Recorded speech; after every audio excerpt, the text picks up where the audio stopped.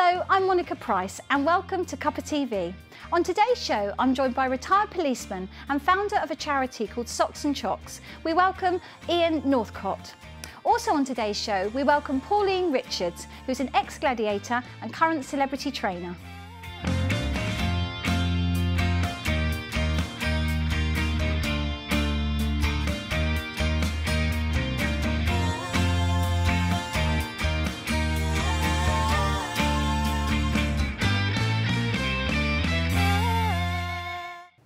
My first guest today is a gentleman that's co-founded a charity called Socks and Chocs. He joins us in the studios. We welcome Ian. Ian, Hello. Thank you so much for joining us. Thank you. So, Ian, first of all, you've retired as a policeman just, haven't you? Literally yesterday. Yes, it was my last, no, my first day actually in retirement. Yesterday. Oh, and how's that for you? It's pretty good because it's given me time to do different things, lots of different things, including Socks and Chocs, of course. But I've had a good time, so a bit of sadness too. Yeah. So, tell us about Socks and Chocs. Okay, where do I start? Yes, okay. so it's your charity, you founded it, is that right? Absolutely right, yeah, in 2010. So myself and just a few colleagues got together and decided to do something for homeless people. But it kind of started, the idea came from a long, long time ago when I was in the army. And the army always made you put on a fresh pair of socks, even if you're in the middle of the woods on manoeuvres and all that kind of stuff. Do you know what? They made you feel really good, a nice fresh pair of socks when you got cold feet. So I kind of joined the police, and then I got to meet a few homeless people, and there's one really sad story which I can tell you about if you like. Please do. That kind of prompted it all off.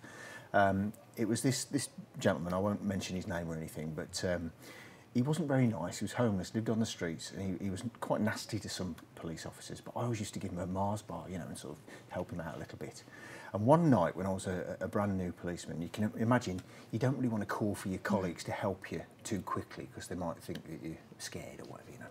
So you're a bit nervous about doing that. And I was down this subway in the old subways of Birmingham, and this group was coming towards me. It just didn't feel right. I really wasn't comfortable. And I was kind of going to my radio and I don't want to call in, don't want to call in, you know. And this guy came out of the bushes and stood by me in what I took to be sort of a gesture of solidarity.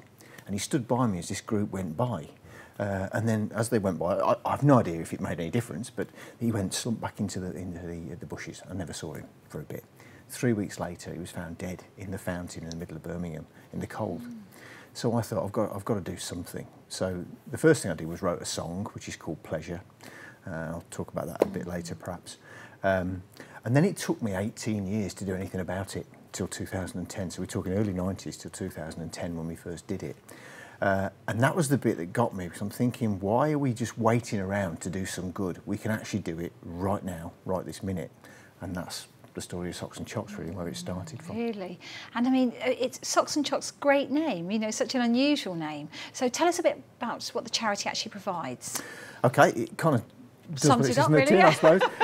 Because of the socks with the army, I thought, what do I think would make the biggest difference? And I thought socks, definitely. If I can get socks onto people's feet around the town, they're going to feel as good as I did when I was in the middle of woods. So although I wasn't homeless, it was a similar sort of existence sometimes in the army. So socks. And initially we just did it from September up till Christmas, you see. So I thought, what does everybody else get at Christmas that perhaps homeless people don't? And I thought, selection boxes and stuff. So, chocolates. And there you go, Socks and Chocs. It kind of was born, if you like. So you're based in Birmingham? I was, yes. And Socks and Chocs is kind of all over the West Midlands, really. It started off just in Birmingham. First year we did about 600 to 1,000 pairs of socks, I think. The second year it got bigger, and then we took in Wolverhampton, Coventry. The third year it got bigger again, and we went to Worcester.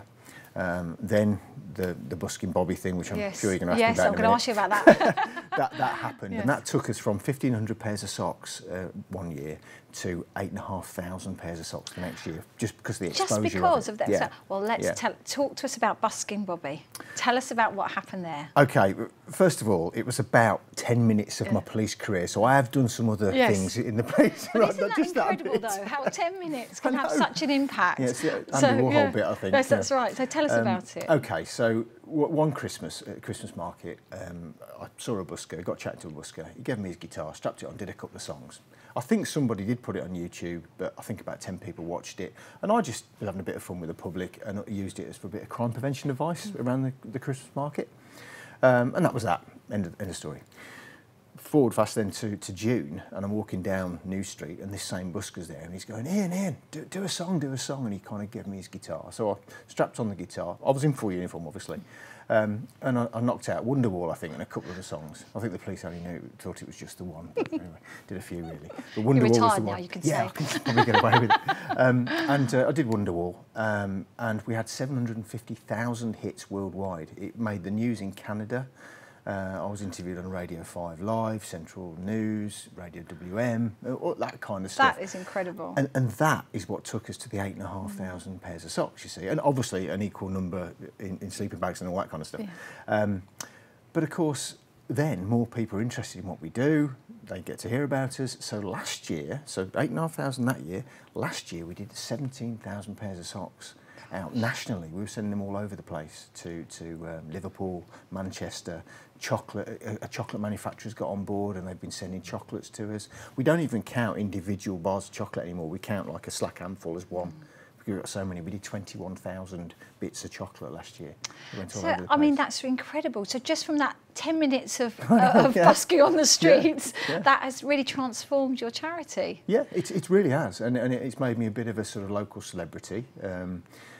Sort of thing, and that's, but that's allowed good for your me, charity, though, which has isn't it? allowed me to do that for the charity. Yeah, I mean, it's a bit silly, really, isn't it? That was just having a bit of fun with the public, you know.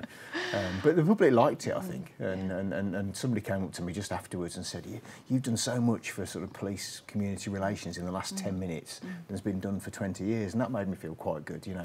And then, of course, I can say about the charity, and off we go again. And even though you're retired, obviously you've still got a strong sense. I sense that you've got a strong sense towards your community still.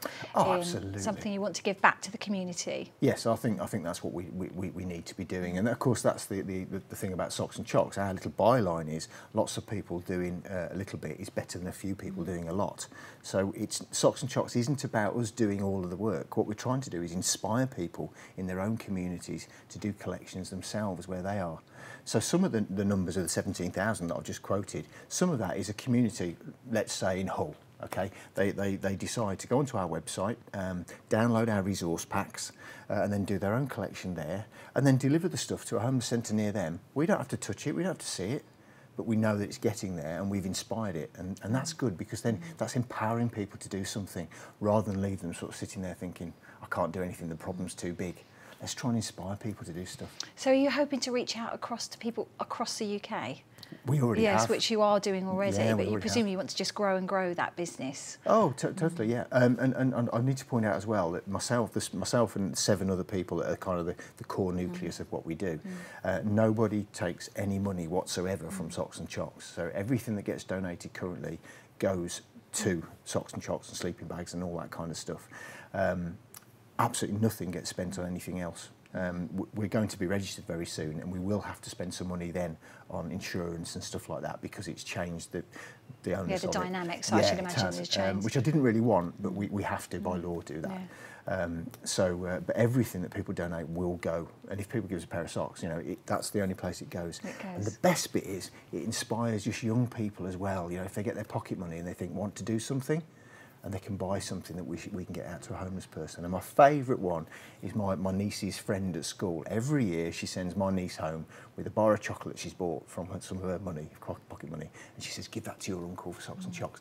And that's as important, that small gesture is as important as 2,000 pairs of socks from a big sock manufacturer that might support us, because it's about inspiring people. It's about doing that community change that we talked about a few minutes ago.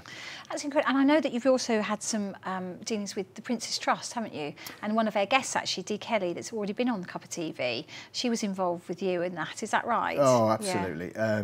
Dee, absolute diamond, absolutely wonderful lady. Yeah, I was, my last 2 years in the police were actually running a Prince's Trust team programme for the police to get young people back into work. Absolutely amazing job. And some of the young people we met, absolutely superb. Dee today is actually painting the current team, so it's not my team, so obviously I've now left, but they're called Team 104. She's helped painting a community centre or something for them today. She's been an absolute star. She's supported everything we've done. And I got in touch with her just through the TV show that she was on, because I thought some of the people that were on that show could have come on our course with us. So I got in touch with Dee sort of in a roundabout way, and we just hit it off. You know, I've got a lot of respect for her. You know, if more people were like Dee, Not sometimes the persona that we saw on the telly sometimes, it's the real person. Just fabulous lady. That's lovely. And I mean, there are some wonderful people here in the West Midlands that do an awful lot of things, aren't there? And you've been working with your charity, presumably you're coming across them all the time and they're engaging with you in your charity. But how do you see your future? What would you like to see with Socks and Chocs? Okay, Socks and Chocs, it's important to me that it doesn't turn into some massive big business type charity. You know, as I say, we don't take any money from it at all, and that will never happen while I'm at the helm anyway. We do it because we want to and because we can. So it will never get big in that sense. Okay, it needs to retain that sort of small feel to it so that people feel, you know what, I can buy a pair of socks.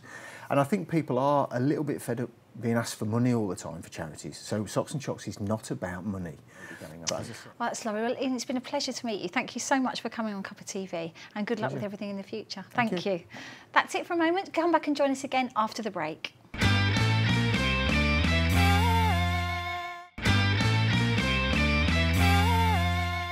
Welcome back to Cuppa TV. I'm now joined by former Gladiator and celebrity trainer, Pauline Richards. Pauline, thank you so much for joining me. Thanks. Thank you, Monica. So lovely to see you. So Pauline, you've had such an amazing career so far. So let's start at the very beginning. What actually got you? I mean, people will remember you as a Gladiator, and your name was Rocket. Yeah. So, but let's go all the way back first of all. So how did your career start? Basically the obvious, talented child at school, and teachers brought me to the track. And my first club was Wolverhampton and Bilston, so was taken there, took up the sport just generally, and got very good at it very quickly. So obviously that accelerated my career a lot quicker than most, and I went from there really. And you became a British champion, didn't you? Yeah, I won the British indoor title eventually. It's quite an experience, big crowd in Birmingham, the NIA, and from there life sort of changed for me really, and it went on to bigger things. So, Was it important to have your win at, in Birmingham? It was great to have the home crowd. The support, I mean, it was a shock. It was like winning the lottery. It was amazing. The crowd support was phenomenal, if I remember rightly. And I remember that year. It was a great year for me. What year was that? When you go into years, obviously, it's hard to talk How old specifically were you? years. But it was quite weird because I started my career quite late. So I started when I was about 24, and I got my first vest at 25. So that is quite late, isn't it, for an athlete? Yeah, because I wasn't really sure what I wanted to do, and then I got taken into sport. I was divvying around with different events, and eventually combined events became the one because I was good at so many. And I achieved I think I won that title when I was 29, 30, so... That must have been a massive achievement for you. It was massive for my age as well, because there was a lot of younger athletes, and Denise Lewis was obviously around at the time as well. So, yeah, to win it was a great time for me, yeah. And then from there, what did you do from there? From there, it was a case of we wanted to go on and do bigger things, obviously the bigger games and things like this. And obviously my age was an issue, so we aimed for the Commonwealth Games. Was that going against you at that time? It wasn't really, because it's a bit like Linford Christie. He started quite late. He started late in the sense of training harder, and his career progressed as he got older, a lot quicker. So I was similar, really. So, yeah, we aimed for the Commonwealth Games, and I've met John Anderson, who was a referee off Gladiators, if you remember. Yes, that's right. And he took me on board, and things went great from there, really. And how did you get into the Gladiators? When did that begin? Oh, that was a bizarre time. It was Birchwell Harriers. We moved over to Birchwell Harriers, and I was looking for something different. I had a coach who had done really great things with me, Coach Sonny Lanneman. Judy Simpson was now with John, and I wanted to progress my multi-events because I was a 400-metre runner before, and met John in the car park, and he assumed I wanted to do Gladiators, the TV show, because he was refereeing in the show, and I said no, I want to be an athlete, I want to go to Commonwealth Games if that's possible. It wasn't even something you wanted to do? No. And John said, I live in Scotland, how about meeting me at the Hyatt, which is in Birmingham? And I went there and I met Judy. And so he was trying to palm me off to Judy Simpson, who was Nightshade in Gladiators, obviously. And I know I convinced John that I wanted to move with him. And I moved to Scotland, lived in Dunfermline for 7 years, and stayed there with John and trained every day, 3 times a day. And John eventually got me to the Commonwealth Games, which was obviously in conjunction with me doing TV at the same time as well. So what made you decide to do Gladiators in the end? John said it'd be easier on my pocket, for one, and 2, he gave me more time to train, because I was working really hard. I was doing 2 jobs, obviously, to sustain my lifestyle and what I was doing in Scotland. And we did TV as a choice to excel my running career. And It so happened, well, I was very successful in the TV show as well. In the first year, I got chosen to do the international shows, which is very rare normally. The new Gladiators tend to go in an international show the second year. So I went in against these Australians. Yeah, so that was quite amazing. And then, obviously, I got picked for the Commonwealth Games as well. So I had to choose which chose Commonwealth Games. So was that a big choice for you to make? it was I was very upset, actually. It was quite because I had two careers going at the same time, which were both fantastic careers. I had a great fan base with Gladiators. And I had to choose from having a bodyguard every day to having a career where you'd be running in front of thousands of people on the national stage. And to be honest, going to Commonwealth Games was amazing. I went there and met Prince Edward, the Queen. I got to walk out on the track with all the Tartan Army from the actual Royal Band Brigade for the Royal Family of Scotland, if we call it the Royal Family. The Queen's part of that part. So was it an easy decision for you to make that? No, it wasn't. I really didn't want to go to the Commonwealth Games after I'd done Gladiators, to be honest. But had I looked back a bit more recently and thought about it again, to be honest, the decision was right, because I did 15 years of training to get to that level. So had I just chose TV, which could be a very short career, it would have been a mistake, to be honest. So choosing the Commonwealth Games was the best thing I ever did, which took me on to other things as well. So. Yes, because from doing the Commonwealth Games, what did you do after that? Amazingly, I met a young gentleman called David Webster, who was he had an OB, he was well known in Scotland, not that I knew. And he was on the Commonwealth Games team, helping manage it. And he asked me if I wanted to do a film, which is bizarre. We were on the top of a roof in a hotel in Kuala Lumpur, and he asked me. And I thought, this man's a bit weird, asking me to do a film. We're in the middle of nowhere. Never met him before. He sent me a script, which looked pretty much like Scribble, to be honest. And then I turned up at Shepperton Studios, went in to see two men. It was so much like Dragon's Den. And they asked me about my background slightly and said, yeah. And I walked down the corridor, and I was in this other room being made up and measured for a film called Gladiator. Yeah, that was bizarre. That was my highlight was that one was seeing Kevin Spacey in the same room, actually. So that was quite amazing. Yeah. So you were in the film The Gladiator. Yeah. And what year was that? That was. The film actually came out in 2000. I think we filmed it during '99. It was just after Commonwealth Games, so I literally had to transfer from being in TV to doing film, which was a dream come true, to be honest. Not one I was searching for. Again, it was very accidental. So I got chosen for the film, and I had a major part in. I did about 3 months training out in Malta, and we did archery, and we had to work on proper chariots, which weighed tons and tons and tons. So it was serious stunt work. Gosh, that's incredible strength. Yeah. And you've still got some core strength now. Yeah. So you're working on it. I've been pulled out the woods again. So yeah, So you're doing. I mean, it's everything seems to you said so far seems to be just purely chance, really. Yeah, right place, right time. Because after that phase as well, I also got pulled over to America to do a show called Glamazons, which was a pilot for Channel 5. But it turned out to be quite an exciting role, because it was a bit like a strong woman event. It had 12, 15 women from around the world. We all had to compete against each other. And we all did a competition where we had to pit our strengths against one another. And I came out on top against all these bodybuilders and fitness strength women. And yeah, fantastic. And then that was a real great experience as well. So I got that part as well from there. So what's the future for you?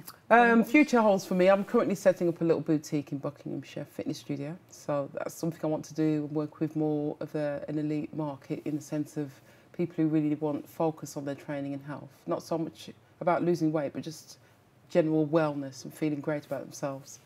And also I tend to work with a few celebrities when the time comes along. It's not very often, but I do like to work with them.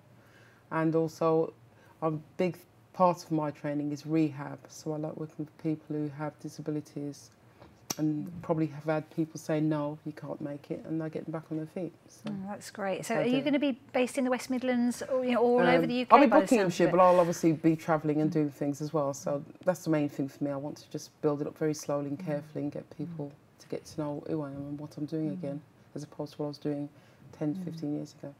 So it's going to be exciting times then? Yeah, it's going to be really exciting actually. I just went to a great event last night with Johnny Robinson launching his new song, so it was exciting.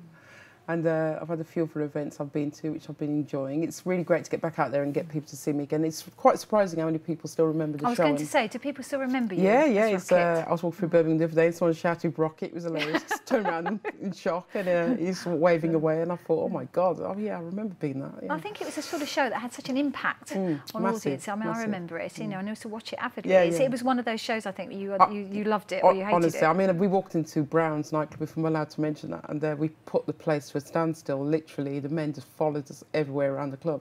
So yeah, it was sort of had that impact, especially when you got all Ricky Johnson on your toe and stuff hanging about. So yeah, it was amazing. It was a great time. So you're still going to keep with the celebrities? Yeah. Work with the celebrities? Yeah, That's what you and like my to do. friends and family and all the locals from Wolverhampton and Birmingham, who I love as well. And it sounds like you've got a big supportive network around you. Yeah, yeah, I've got some great people around me Is that right important now. Yeah, I'm currently got a new agency working with me now, Tom's PR, which are fantastic. They're doing a great job. Really lovely people. And hopefully they'll progress my future career nice and steady for me and see things happen. So if I was to say, where do you see yourself in maybe 5 years' time? What would you just like, managing my like studios. Love to have a few boutiques. And obviously my main goal is to be happy. Just to be happy, fulfilled, and just to be able to do things without feeling I have to do it for somebody else. And that would be lovely, to be honest. Yes. And obviously keeping fit and exercise and well-being is going to be important to you. Always, so. always, yeah. And that's always going to be important to you. Yeah, I mean, there was a period I stopped for a while, but obviously it's very detrimental when you start slowing down. You need to keep yourself active. So for me, yeah, being active is the main thing, to be honest. That's it for today. I'd like to thank my guests, Pauline and Ian, for joining me from Socks and Chocs. If you'd like to join us again, come back and see me again tomorrow. And if you'd like to get in touch with the show, you can join us on Facebook or Twitter at Big Centre TV. Thank you for watching at home, and we look forward to seeing you again soon. Bye-bye.